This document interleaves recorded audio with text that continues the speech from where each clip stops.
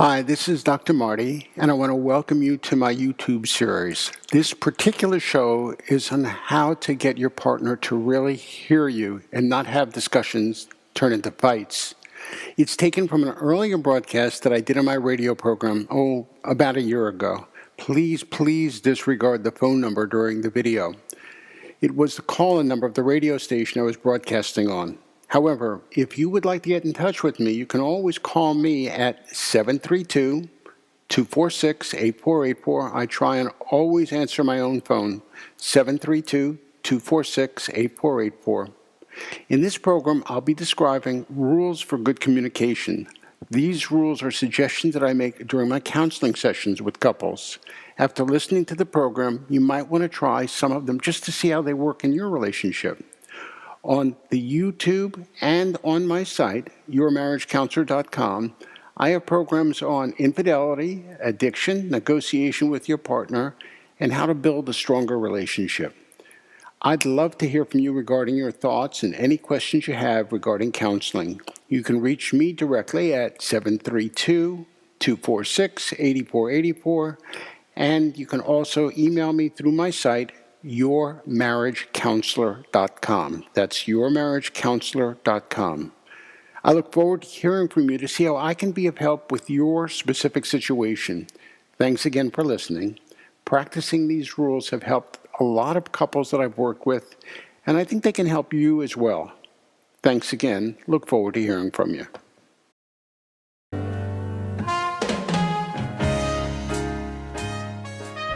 Hey, welcome back to the first day after Christmas. We have New Year's is coming up, and during the program, I'm going to talk to you about a way that you can ensure, a guaranteed way that you can ensure follow-up on your New Year's resolutions. You may not like it, but there's a way that you can do that. Hi, this is Dr. Marty.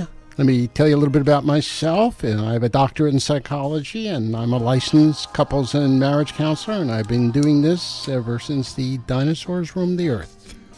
About 25, 30 years. Anyway, anything that is important to you, we can talk about. For the last several episodes, we've been talking about healing from infidelity. But before that, we talked about addictions, how to rescue your relationship, how to negotiate with your partner, anything that has to do with relationships, or if you have anxiety or depression, we can talk about that as well. So feel free to give me a call tonight on the talk line of 732-748-1079, 732-748-1079. And if you're a little bit shy, why don't you text me at 732-246-8484, 732-246-8484. And if you're having trouble at work, we can talk about that too, because everything in life revolves around relationships, whether you're in the workplace, whether you're at home, whether it's your extended family, lots of things to talk about. Oh, also, remember that all my programs can be heard on my site, yourmarriagecounselor.com, in the radio section. So tonight we've got a whole bunch of things to cover. How would you like to improve your relationship with your partner? That's what we'll be talking about. Over the 30 years that I've been a marriage counselor and a couples counselor, I've been able to figure out what works and, importantly, how to have a good relationship. So listen closely, and I'll share to you about my lucky 13 rules for good communication. And as time allows, we will talk about 4 essential things for a good relationship. Also, at the end of the program, I have a special offer for my listeners. Okay, so let's make sure you follow through on your New Year's resolutions. Everybody listening? Here it goes. Do you think it's possible? Well, there is a way for folks to get follow-up on their resolutions. Like I said before, I don't know that you're going to like it, but there is a way. First, a quick basic course on motivational psychology, or what motivates us. There are 2 basic forces that get us to do things. It all boils down to the carrot and the stick school of motivation, or put another way, reward or punishment. So which do you think is more powerful? How much are we driven by things to get something good from, the carrot, or escaping the negative consequences or dodging the bullet, which is the stick? Well, If you guessed avoiding negative stuff, you were right. Between 75 and actually 90% of things are driven by avoiding negative consequences. Let's think about this together. Say your bank says if you fill out some paperwork, you'll get an extra $200. You may or may not do that. Well, maybe some of us will, but a lot of us won't. Now, let's change things a little and say the bank says that unless you fill out some paperwork, you'll get $200 taken out of your account. You know, most of you will make really sure that you've completed all the forms that make sure that the money isn't taken out of your account. A great example of the stick. The threat of loss is for most of us much more motivating than the possibility of gain. Okay, let's return back to New Year's resolution. Like I said, this is difficult. And when I pose this to people, they don't want to do it, but it gives you some insight. And then I'll tell you a story about couples counseling and someone who had an affair. Anyway, that's the way our brains work. So in my example, you put up a bond that you'll lose if you don't follow through on your promise. Say like giving $50 to the political party you don't like. If you don't follow through, that money will automatically be taken from your bank account or your credit card or a friend that will pull the trigger regardless of what you do. There is an excellent chance that if that $50 would go in a direction you wouldn't want, that you will most probably follow through on your New Year's resolution. Anyway, let me tell you an example, a story of what happened. In a counselor, I don't know if this is true or not, but I was fascinated by it. There was this couple that the man had done the infidelity, and he promised that he would be faithful. He loved his boat, absolutely loved his boat. His wife said, I'll tell you what, I will give you a second chance if you sign over the papers to me for your boat, and if I ever catch you being unfaithful, I get to get the boat. He signed the papers, so they got back together again. Did she ever get the boat? I don't know, but it's an interesting story. So if you really want to be motivated, think of a negative consequence that will happen if you don't fulfill promises that you've made. So it's important to know about that, because we all want to fulfill things that are important. We all want to keep our promises. Promises, promises, I'm through with promises, promises now. I don't know how I got the nerve to walk out. If I shout, remember, I feel free. Now I can look at myself and be proud. Okay. Let's change it. Let's move to some positive talk. Enough of this promises stuff. Let's figure out how to effectively communicate with anyone, especially your meaningful other. Last week I mentioned 2 of my 13 rules for communication.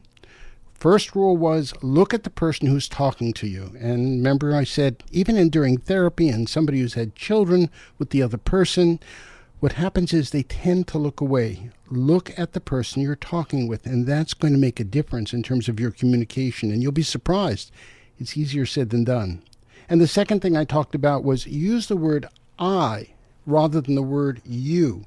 It helps to make the listener less defensive and puts the responsibility on you and not on them. Okay, now let's go into some more depth and dig a little bit deeper for the additional rules for good communication. And the next one is listen to the emotion behind your partner's words. Being right isn't as important as being understood and connecting with your partner. Remember, validate their feelings, even if you don't think that they should feel that way. For example, your partner says to you, it sounds like you're feeling neglected. Maybe you feel like your partner is being too sensitive, or maybe they're making a big deal out of nothing, but they still feel that way. Remember that perception is reality. Reality is collectively agreed upon perception. That's how they feel, and that's how they will treat you based on what their perception is, even if you don't agree with it. The next rule of communication is often we are thinking so hard about what we're going to say. We're not paying attention to how we come across to our partner. Now, I'm not talking about the words you use, but I'm talking about the tone and the volume. Listen to your voice. Are you calm, or does your tone, does it have an edge to it? How loud are you? A loud volume it turns a discussion into an argument.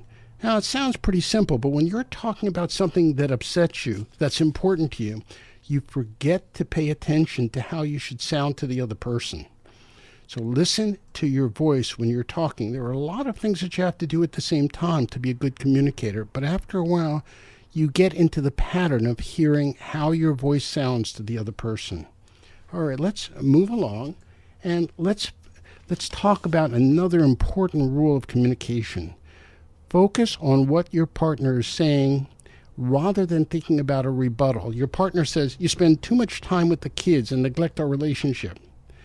What is really helpful in good communication is paraphrasing, not parroting what your partner has said, and listen to what they have to say, and then take the sting or the judgment out of your response. So your partner says, you spend too much time with the kids and neglect our relationship. And you could say something like, first the paraphrasing, so you're saying that I'm too involved with the kids and all their activities, which makes you feel neglected?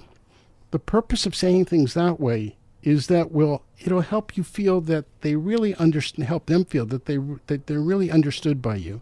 Don't say, well, someone's got to do it and you're always working.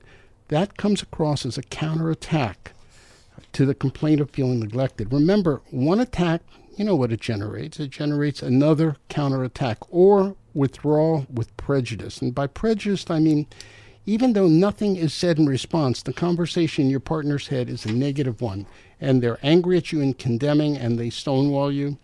And another area, a line of communication gets lost, and you're more into the place of being angry and frustrated with your partner. Even if you think a statement isn't true or it's unfair, defensive or an attacking comment will put your partner on the defensive, which will not only lead to an argument, but it won't effectively deal with what the issue was in the first place. You know, you'll have a time if you open up the lines of communication to not only express how you feel, but also have the opportunity to really be heard. It's interesting. The more you hear your partner, the more your partner is going to hear you. It's the law of communication. Understand before you ask to be understood. Understand without judgment. Be open to what the other person's saying. If you break that law, what happens is of communication is your relationship will be the loser. Now, if any of this is struck a chord with you, feel free to give me a call tonight, and I'll be glad to answer any questions you have at 732-748-1079, or text me at 732-246-8484. Let me know any concerns or problems you have, and we can talk together as we have during other programs. Here's another piece of communication that's really important. You want to be more focused on the feelings of your other person. You know what the most powerful emotion is?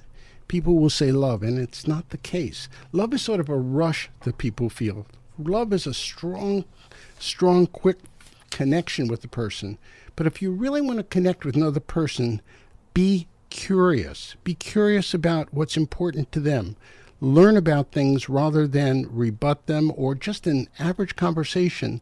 The more you're curious about your partner, the more you're curious about the other person, the more they feel, she really cares about me. He really cares about me. There's a story that was told about a woman that went out on a date with this fellow, and this fellow was an important guy, and they had dinner.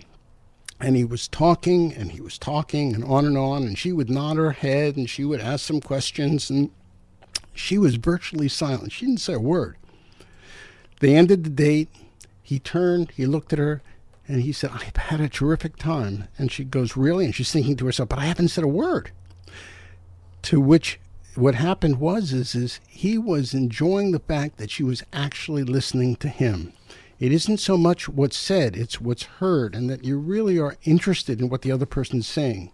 You're curious about what's important to them rather than trying to make your own important point. You know, here's another thing that's important too. When having a discussion, the place to start is to focus on the things that are essential. It may not be important to them. It's not about solving a problem. It's about relating to their feelings. Like something that you could say when you're in a fight with your partner is, can you tell me something that I could do that would make you feel better? The question focuses on what your partner's priorities are rather than proving that you're right or that your partner is wrong. Even if you think what they're saying is unreasonable, make sure that you respond calmly. Validate their feelings, paraphrase back to them what they're saying, and see if you can come up with an alternative suggestion or a compromise. I can't tell you how many times during a session when I say something that makes the other person feel understood, even though it doesn't really answer their concern, their negativity is reduced. Of course, you have to relate to their concern, but when you understand the other person, you have a much better chance of having a receptive listener.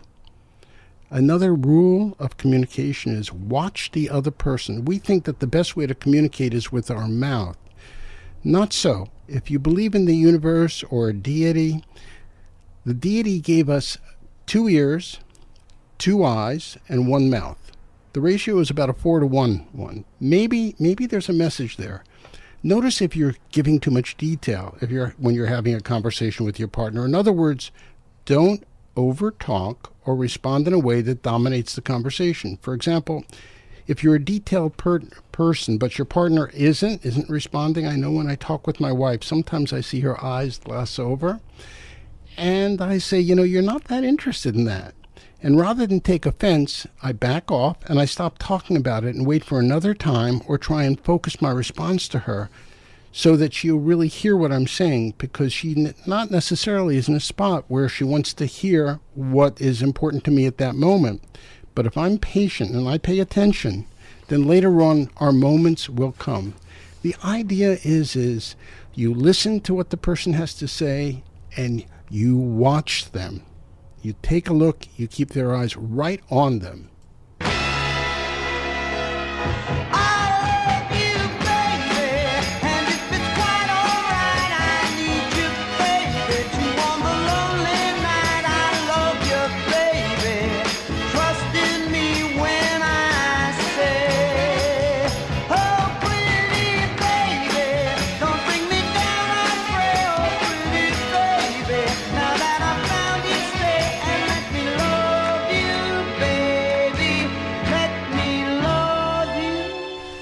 All right, let me see if I can communicate with you. But before I communicate with you about some of the other rules of communication that will make you closer to your partner, I want to share with you something that is very, very important to me. I just want to pause for a moment from my program to say a word about my favorite cause, the animal rescue shelters. The quality of our humanness can be measured by how we treat our animals. They help us to find the best part of ourselves. I've adopted 2 cats from the shelter, and it's made a difference in my life. I want to urge you, with your kindness, to give the local animal shelter your support.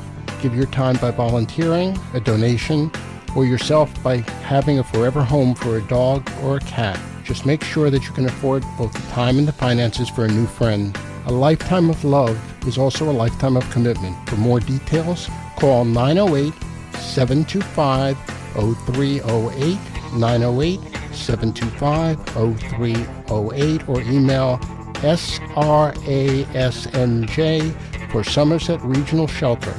This is Dr. Marty, urging you to consider being there in some way for a cat or dog whose life you could save.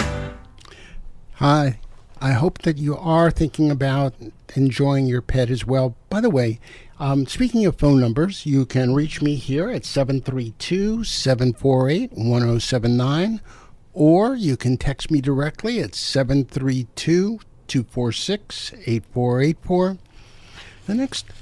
The next communication rule that I'm going to share with you is, well, I want to tell you a story about that. Is I was clicking through stations on my TV, exercising, keeping me busy with it. And as I clicked through something, I found a program on the Animal Planet called Rescue. Rescue is the name of the program if you're interested in it.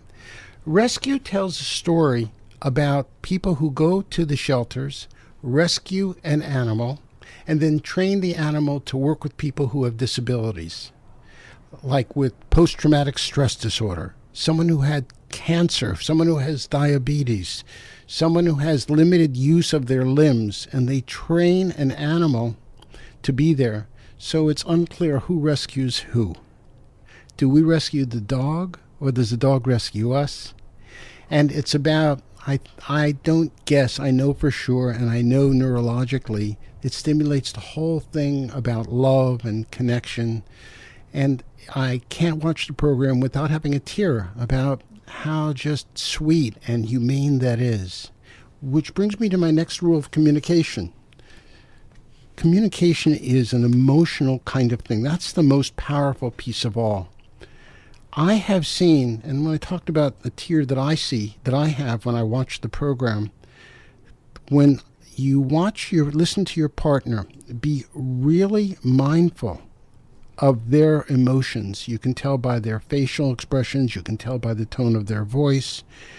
Now, you may not believe this, but I'm sitting in the session, and we're talking about something important, and one of the partners starts to cry. And the other partner keeps talking about what they were going to be talking about. And I stop the conversation, and I ask, what's your partner doing? What's going on with your partner? And they go, they're crying, and they continue to talk. I stop the conversation again, and I relate to the partner that's crying, and all of a sudden a whole emotional door opens up, and we have a much deeper level of communication that's going on in the room. And one of the things that the partners have to learn is emotion is the major suit. It trumps everything else. When your partner is upset, relating to the upset and not trying to solve the problem at that point, because the problem isn't what that was brought up. The problem is the pain and the hurt that the person is feeling. And when you're able to do that, you've hit the jackpot in terms of emotional connection. Are we logical people, or are we emotional people is an interesting question. And to me, there's no question about it. We are not, those of you who know Star Trek, we are not Mr. Spock or Data. What happens is we have emotional responses that we give logical justifications for. If you plug into your partner on an emotional level, that's when hearts start to touch each other. That's when warmth comes out. That's when the relationship becomes something special.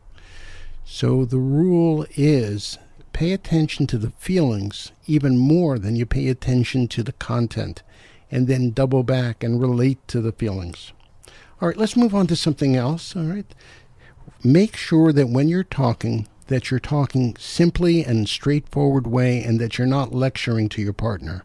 Check in with them on a regular basis to see, A, if they're on the same page as you, and B, asking them for what they think about things. Even during therapy, I'll talk for a few minutes, and then I'll ask the other partner, what do you think? What's going on with you?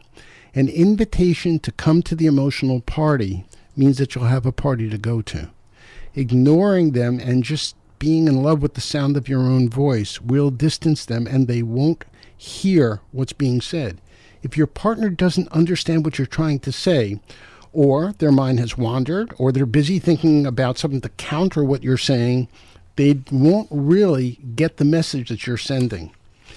And the idea is have some patience. And I go back to this program, which I am so taken by, is one of the things that I learn is when the animal is being trained, when the dog is being taught how to do things, what happens is it doesn't get it the first time. It doesn't get it the second time. Anybody who's ever had a pet realizes it takes time. My cat sometimes jumps up on my desk, okay, and I gently push her away. And then I discover by watching the program, you give her a little treat to sit where I want her to sit. Well, I've gone through a whole half bag of treats, and she's beginning to get the hang of it. I'm not sure if cats are smarter than dogs. That's an argument to be had later on. But where I'm going with this is that it takes a while. It takes reinforcement, whether it's a pet that you love or whether it's a person. It takes reinforcement for things to happen. It takes feedback back and forth for you to be able to connect with them. And unfortunately, what happens is we run out of patience. We have a light switch mentality. A light switch mentality is you go to the wall, you turn the switch, the light goes on. But in reality, whether it's the light switch or the microwave, things don't happen immediately. What your biggest enemy in communication is that you get impatient and you get frustrated, and it's hard to have empathy. The idea is in your head, be patient. Don't repeat what you said louder. We talked before about voice. Remember, when your volume goes up, it can be experienced as being aggressive and attacking. Try and rephrase the point that you're trying to make so that your partner understands the message that you're trying to communicate. The bottom line, keep things short. We have time for one more piece. We've gone through 10. We will have gone through 10 different rules. We'll have a number of rules to talk about next time. But I want to end my rules before we talk about that or the essential things for a relationship. I want to end this with a basic concept. In every level of communication, there is somebody who is a sender and there's somebody who's a receiver. And then I ask my couples that I work with is who has more power over the communication? Who has more influence? Is it the person who sends the message or is it the receiver? Answer, it's 100% the receiver, because everything that you say is with the intention of influencing your partner or influencing the person that you're speaking with. Even if you take a joke, what's the goal? The goal is to make them laugh. You know, how many times has one partner told the joke, more often guys than women, and the woman goes, that's not funny. It may have happened to a few of you. What happened is the sender intended it to be funny. The receiver, the wife in the example I'm giving, did not think it was terribly funny. And so it was no longer a joke. It was classified as an annoyance. I won't say that it might be a personal experience, but I can tell you from firsthand living that I've known that happened to me on occasion. So be aware that the real meaning of every communication is how it's heard and how it's interpreted and how it's perceived, not what you intend. Because I can't tell you how many times couples will say, well, I didn't mean to say that.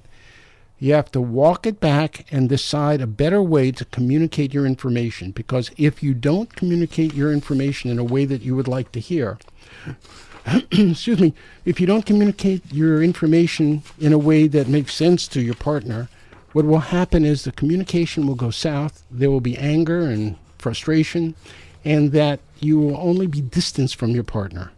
Now, today we've had the chance to talk about New Year's resolutions. We talked about 10 of my 13 rules. Next week we have 3 more rules coming up and some ingredients of what's involved in a good relationship in addition to the rules of communication. Remember, I said in the beginning of the program I have a special offer for you. And so I've written 4 download books and about relationships, about being faithful, about negotiation, a number of which have been covered in the programs.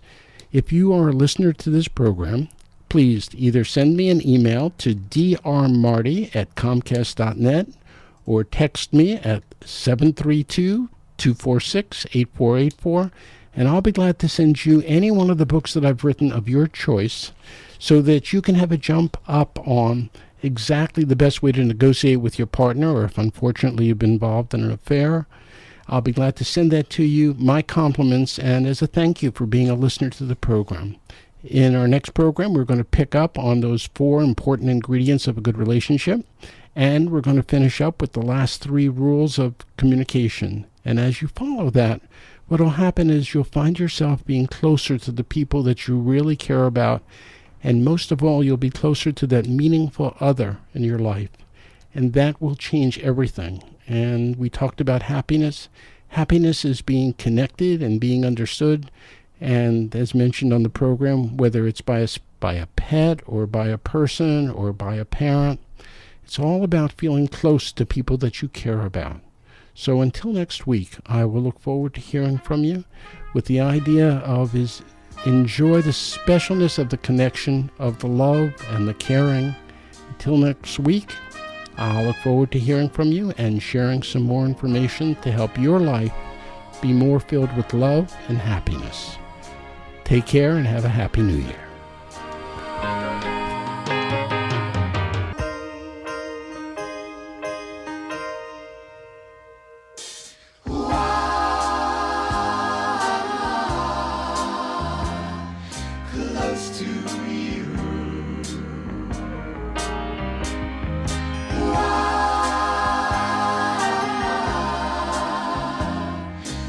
was to you.